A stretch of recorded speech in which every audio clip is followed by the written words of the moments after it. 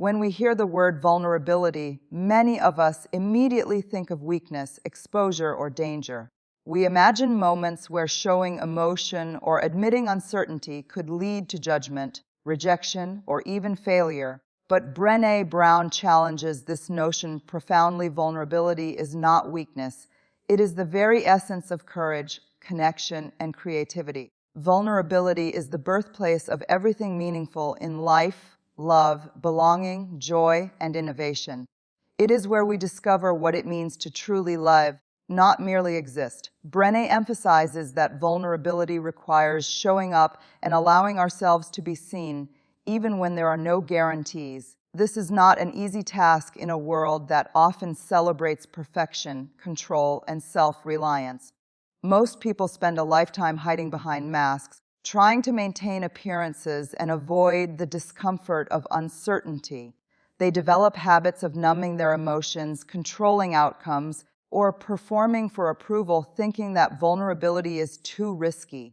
Yet, research shows that those who embrace vulnerability experience deeper relationships, higher creativity, and stronger resilience. One of the central insights Brené shares is that vulnerability is inherently tied to courage. Courage does not mean the absence of fear, it means acting in spite of fear. When we allow ourselves to be vulnerable, we are acknowledging our imperfections and fears, and yet we choose to step into the unknown. This might mean expressing difficult emotions, starting a new project, asking for help, or admitting mistakes. In every case, vulnerability requires risk, and with risk comes the potential for growth. Brown also explores the connection between vulnerability and shame. Shame is the intensely painful feeling or experience of believing that we are flawed and therefore unworthy of love, belonging, or acceptance. It thrives in secrecy and isolation, often telling us that we cannot reveal our true selves. Vulnerability is the antidote to shame. It opens the door to empathy, connection, and understanding. When we share our authentic selves, even in small ways, we invite others to respond with compassion rather than judgment. By confronting shame and leaning into vulnerability, we build resilience and self-compassion, which are critical for personal and professional growth. Another critical dimension is that vulnerability is not just emotional, it is deeply creative. Artists, leaders, and innovators who succeed at the highest levels all engage with vulnerability. They take risks, put ideas into the world that may fail, and face criticism head-on. Creativity cannot thrive in environments of fear and perfectionism because it requires experimentation, uncertainty, and the willingness to be wrong. By embracing vulnerability, individuals unlock their potential to create, inspire, and lead in ways that are authentic and impactful. Brené Brown also emphasizes that vulnerability is not about oversharing indiscriminately. It is about intentional, courageous exposure, choosing what to share, with whom, and in what context.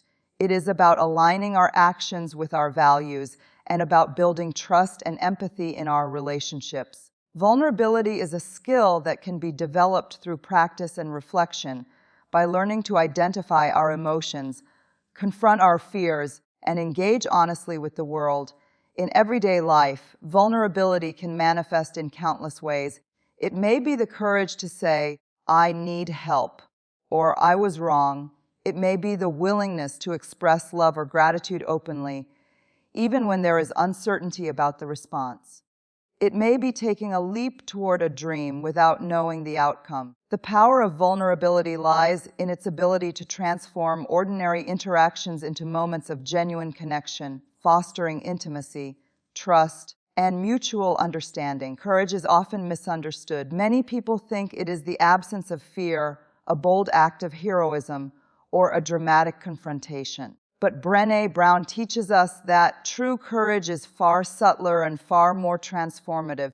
Courage is about showing up even when we are scared, about making choices that align with our values even when they are uncomfortable, and about stepping into uncertainty rather than retreating to safety. Choosing courage over comfort is not a one-time decision. It is a daily practice, a commitment to living authentically and purposefully, even in the face of risk. Comfort lulls us into routines, habits, and patterns that feel safe, familiar, and predictable. It allows us to avoid conflict, postpone difficult conversations, and suppress our own needs to please others. But comfort is often a trap. It can prevent growth, stifle creativity, and keep us from forming genuine connections. When we remain in our comfort zones, we may feel secure, but we also remain stagnant. Real change, impact, and fulfillment come only when we dare to be uncomfortable, to lean into uncertainty, and to act with integrity despite fear. Brené emphasizes that courage and vulnerability are inseparable. It takes courage to be vulnerable, and vulnerability is an act of courage in itself.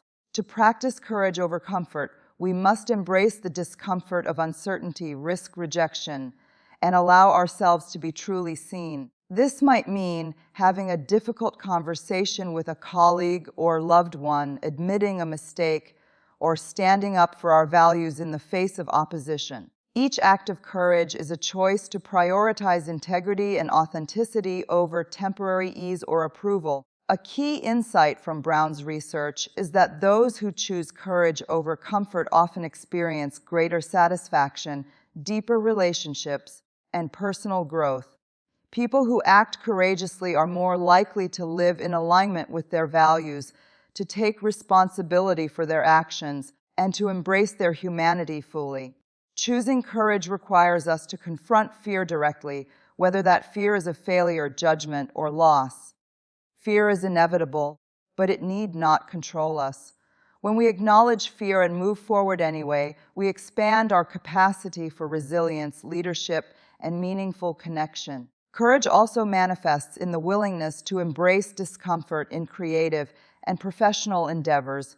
Leaders who make bold decisions, innovators who take risks on untested ideas, and artists who share work that challenges norms all demonstrate courage over comfort. Growth is rarely possible without taking risks and stepping into uncharted territory. Comfort may feel safe in the short term, but it limits potential. Courage invites transformation, not just for ourselves, but for those around us as well.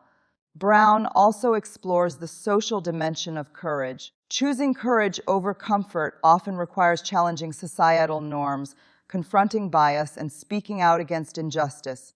It requires empathy, moral clarity, and the conviction to do what is right even when it is unpopular. People who embrace courage recognize that their actions can inspire others, creating a ripple effect that extends far beyond individual choices. Courage is contagious. When one person dares to act bravely, it emboldens others to follow suit. Practicing courage over comfort is not about reckless bravery or impulsive action. It is about thoughtful, intentional choices rooted in values and self-awareness. It involves reflection, humility, and the willingness to learn from mistakes. Each small act of courage strengthens our capacity for more significant acts in the future, building momentum toward a life that is meaningful, authentic, and deeply fulfilling. In everyday life, courage over comfort can appear in many forms. It may be speaking the truth even when it is hard. It may be pursuing a dream despite uncertainty or rejection. It may be asking for help, setting boundaries, or offering support to someone else in need. Each choice to prioritize courage over comfort shapes not only our own lives, but also the culture we create in our families, workplaces, and communities. In a world that constantly pushes us toward perfection, Brené Brown offers a radical, liberating idea. You don't have to be perfect to live a meaningful, joyful life. Perfectionism is often disguised as motivation, discipline, or high standards, but at its core, it is fear. Fear of judgment, fear of failure, fear of being unworthy. Perfectionism convinces us that we must perform, fix, or control everything in order to be accepted or loved. Yet, this mindset is ultimately paralyzing. It creates stress, self-criticism, and a constant sense of never being enough. Brown emphasizes that embracing imperfection is not about giving up or being careless. It is about authenticity, self-compassion, and courage. It is about recognizing that our worthiness is inherent, not contingent upon achievement, appearance, or external validation. The first step is to let go of the relentless pursuit of perfection and allow ourselves to be human, vulnerable, flawed, and learning along the way. By doing so, we open ourselves to connection, creativity, and joy in ways that perfectionism never allows. A central aspect of this keynote is the distinction between perfectionism and striving. Striving is healthy. It involves effort, growth, and the pursuit of goals. But perfectionism is toxic. Perfectionism demands that we meet impossible standards and criticizes us when we inevitably fall short. Brown's research shows that people who let go of perfectionism and embrace imperfection are more resilient, happier, and better connected to others. They are able to celebrate progress rather than obsess over mistakes, and they are willing to take risks even when success is not guaranteed. Self-compassion is a key practice in embracing imperfection. Instead of harsh self-criticism, Brown encourages us to speak to ourselves as we would to a friend, with kindness, understanding, and encouragement. Self-compassion allows us to accept our flaws without judgment, to learn from mistakes, and to grow from experiences that might otherwise trigger shame or self-doubt. It also frees us from the exhausting cycle of comparison, which perfectionism thrives on. By letting go of comparison, we can focus on our own journey, our values, and what truly matters in our lives. Another essential element of embracing imperfection is authenticity. When we allow ourselves to be real without masks or pretense, we create the possibility for deep and meaningful connections. Vulnerability, courage, and authenticity go hand in hand to live wholeheartedly. We must be willing to show up as ourselves, even when it feels uncomfortable or risky. Authenticity fosters trust, empathy, and belonging, qualities that are impossible to cultivate under the rigid rules of perfectionism. Brown also highlights the importance of setting boundaries as part of embracing imperfection. Saying no when necessary, asking for help, and prioritizing our own well-being are all acts of courage that reinforce the acceptance of our limitations. By respecting our own needs, we model self-worth and teach others that it is acceptable to be imperfect. Boundaries are not barriers. They are tools for living fully, honoring our values, and protecting the energy required to grow, love, and connect authentically. Creativity and innovation are deeply connected to the willingness to embrace imperfection. Artists, entrepreneurs, and leaders who create meaningful work understand that failure is part of the process. They experiment, iterate, and take risks, knowing that mistakes are opportunities for learning. Perfectionism, by contrast, stifles creativity because it prioritizes control over exploration. Brown encourages us to reframe mistakes not as evidence of inadequacy, but as essential steps on the journey toward mastery and fulfillment. Living with imperfection also involves cultivating gratitude and joy. By letting go of the need to be flawless, we become more present, more appreciative of small moments, and more open to the richness of life. Imperfection is not a flaw to fix. It is a gift that allows us to experience connection, wonder, and authenticity in every interaction and every choice. Shame is one of the most powerful and destructive emotions humans experience. Brené Brown defines shame as the intensely painful feeling that we are flawed, unworthy, or inadequate, and that if others truly knew us, they would reject or judge us. Unlike guilt, which focuses on actions, shame attacks our very sense of self. It whispers that we are not enough, and it thrives in secrecy, isolation, and silence. Shame is pervasive. It can appear in our personal lives, our workplaces, and even within our communities. The problem is that shame is universal, but most people have no tools to recognize or counteract it, allowing it to silently shape behaviors and relationships. Brown's research shows that the antidote to shame is resilience, and resilience starts with awareness. The first step is to recognize shame triggers, those moments when we feel exposed, judged, or unworthy. These triggers can vary widely: criticism at work, a failed relationship, parenting struggles, or even minor social missteps. By identifying triggers, we can begin to understand the patterns shame creates in our thoughts, emotions, and actions. Awareness gives us the ability to pause, reflect, and choose how to respond rather than react unconsciously. The second element of shame resilience is speaking about shame with trusted people. Shame loses its power when it is brought into the light. Brown emphasizes the importance of empathy in these conversations. Sharing our experiences with someone who responds with compassion rather than judgment allows us to feel seen and supported. This practice requires vulnerability, as it involves revealing our imperfections and admitting our fears. However, it is precisely this courageous exposure that undermines shame and fosters connection. By opening up to others, we learn that we are not alone and that imperfection is part of the human experience, not a flaw to hide. A third aspect of shame resilience is cultivating critical awareness of societal and cultural pressures. Shame is often reinforced by external messages, media ideals, workplace expectations, gender norms, and cultural assumptions about success, beauty, or behavior.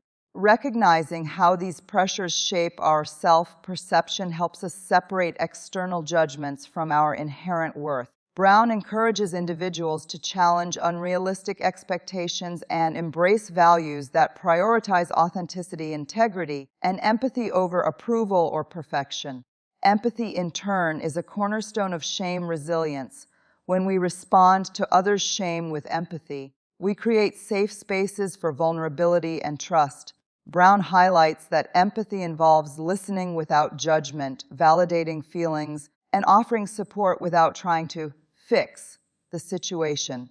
Practicing empathy not only strengthens relationships, but also reinforces our own resilience, as it reminds us that everyone struggles with shame in some form. In this way, empathy becomes a powerful tool for dismantling the isolation and secrecy that fuel shame. Shame resilience also involves developing self-compassion. People who are resilient in the face of shame treat themselves with kindness rather than harsh criticism when they fall short or make mistakes. Self-compassion allows us to acknowledge our humanity and embrace our imperfections without fear of judgment. By cultivating self-compassion, we shift from avoidance or self-blame to growth, learning, and courage. Brown emphasizes that self-compassion is not indulgence. It is essential for building the emotional strength necessary to navigate life's challenges. Finally, shame resilience requires practical strategies for coping and recovery. This includes setting boundaries to protect our emotional well-being, engaging in reflective practices such as journaling or meditation, and connecting with supportive communities that reinforce worthiness and belonging. It also involves recognizing that resilience is not a fixed trait, but a skill that can be developed over time through consistent effort, reflection, and practice. Each act of vulnerability, each time we confront shame rather than retreat from it, strengthens our capacity to live authentically and courageously. Wholehearted living, as Brené Brown describes, is the practice of engaging with life from a place of worthiness, authenticity, and courage. It is about choosing to live fully even when it is uncomfortable, uncertain, or risky. While much of the world teaches us to chase perfection, approval, or material success, wholehearted living is a radical shift. It says that our worth is inherent, that we are enough exactly as we are, and that joy, connection, and love come from embracing our true selves rather than performing to meet external expectations. At the heart of wholehearted living is authenticity. To live wholeheartedly, we must let go of the masks we wear to protect ourselves or to gain approval. Authenticity requires self-awareness, reflection, and the courage to show up as we are, even when others might not understand or accept us. When we are authentic, we create the possibility for deep connection, trust, and intimacy. Relationships, communities, and workplaces flourish when people are willing to be real, vulnerable, and aligned with their values. Brown emphasizes that courage and vulnerability are inseparable from wholehearted living. Choosing to be wholehearted means risking discomfort, criticism, or failure in order to align our actions with our values.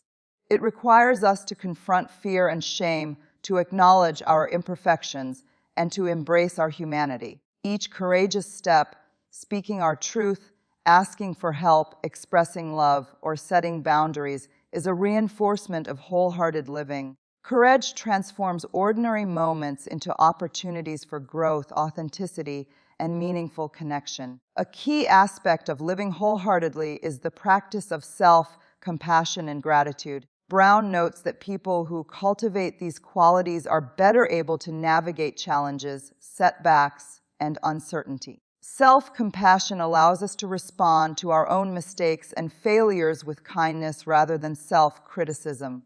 Gratitude helps us notice the positive, to appreciate the present, and to cultivate joy even amidst difficulty. These practices reinforce our sense of worthiness and remind us that life is richest when we engage fully, rather than withdraw into fear or perfectionism. Wholehearted living also demands letting go of comparison and embracing our own journey.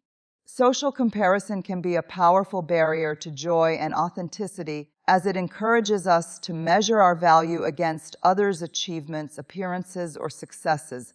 Brown encourages us to define our own standards, honor our own path, and recognize that each person's journey is unique. By doing so, we free ourselves from the weight of external expectations and cultivate resilience, contentment, and a deeper sense of purpose. Another essential component of wholehearted living is connection.